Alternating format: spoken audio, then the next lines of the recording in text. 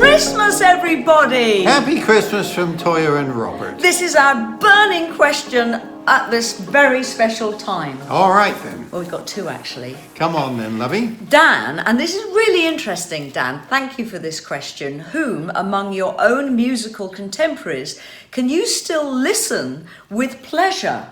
I mean, I find that question quite incredible. Nobody may well be a reasonable answer. Well, the list for me, Dan, is endless because I grew up loving music through the late 60s, the 70s, and obviously the 80s. There's so many people. Bridge Over Troubled Water, Simon and Garfunkel. The joy of hearing The Boxer, or even the song Bridge Over the Troubled Water. But the whole album is just breathtaking, and it just reminds me of why I fell in love with music. Anything by Julian Cope, early Julian Cope, Teardrop Explodes. Orchestral Manoeuvres in the Dark, pure joy. Depeche Mode, pure joy. Moody Blues, oh yes, I love the Moody Blues, kind of my guilty pleasure. Anything Gabriel did as a solo artist gives me incredible pleasure. Bowie is becoming more challenging because of the grief of him not being here. But Man Who Sold the World, Hunky Dory, Ziggy Stardust, oh wow, they still move me to that special place when everything, the whole world was mine and everything was still magical. Black Sabbath, AC/DC, love them. Rolling Stones, love them even more as time goes on. Muse, love them more as time goes on. And I have modern artists I absolutely adore, like FKA Twigs, who just reminds me to always be a true to yourself artist.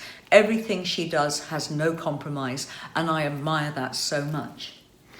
Well, in terms of who was I listening to when I was, say, in my teens and into early 20s that I still listen to and enjoy? Well, Elvis. Yeah. Cliff. Yeah. The Beatles. Yeah. Joni Mitchell, Judy Collins, yeah, love them all and still listen to them. Do you still get the same emotional experience? Basically, yes, I do.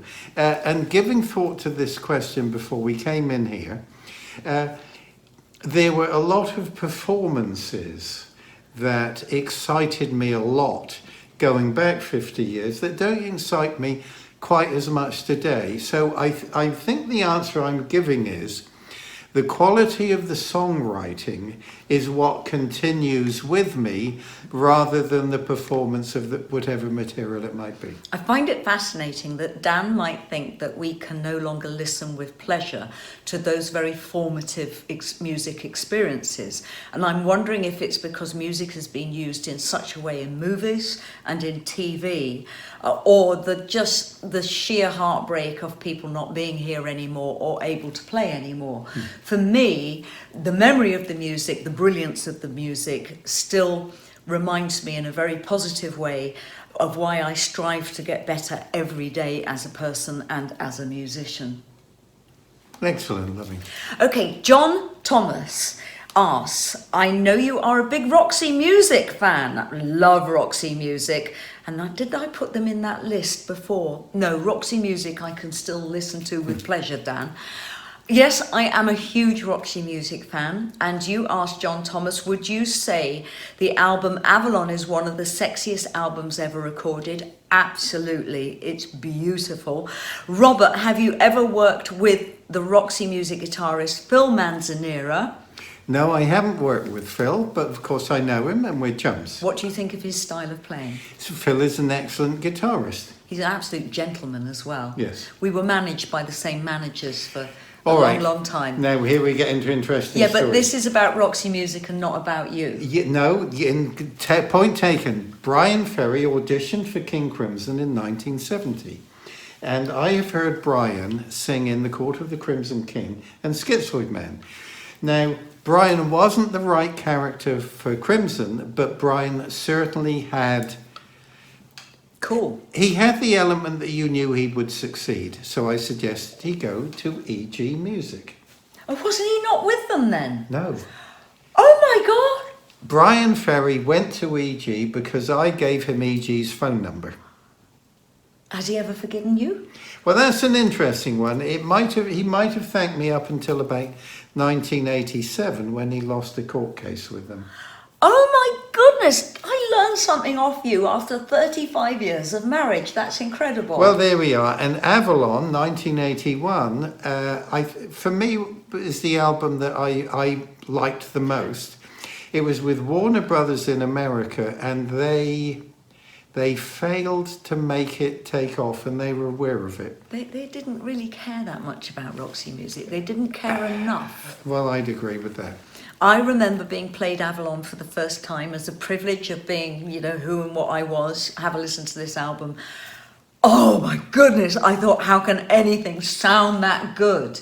Now, what do you think of Phil Manzanera's style of guitar playing, which is the end part of the question? Well, it's Phil's style. It's what I love about all of the members of Roxy Music, including Eno, is they were all incredibly individualistic, highly stylized, stylish, and absolutely, they were followers of taste. You knew that if you liked them, you were falling into the hands of people that understood what style and taste were about. They're one of my all-time favourite groups as a group, and I loved them when Eno was there, and I loved it when Brian Ferry was completely off the wall. And then he became much more cultured and stylised, but he was still, and still is, utterly brilliant.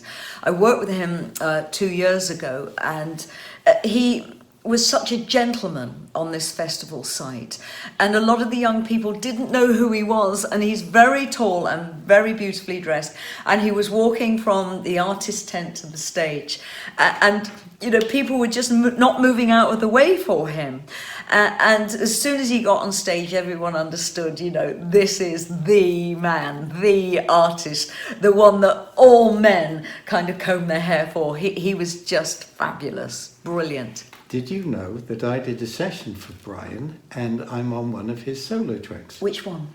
As the World Turns. Did you know when you were away on tour, Brian and his then wife knocked on the front door of Reddish House, and I was trying on a stage costume, which happened to be PVC, thigh-length boots and a leotard, and I opened the door and Brian Ferry and his wife looked so shocked. They said, "Oh, hello, is Robert in?" And I said, "No, he's away on tour, but come and have tea."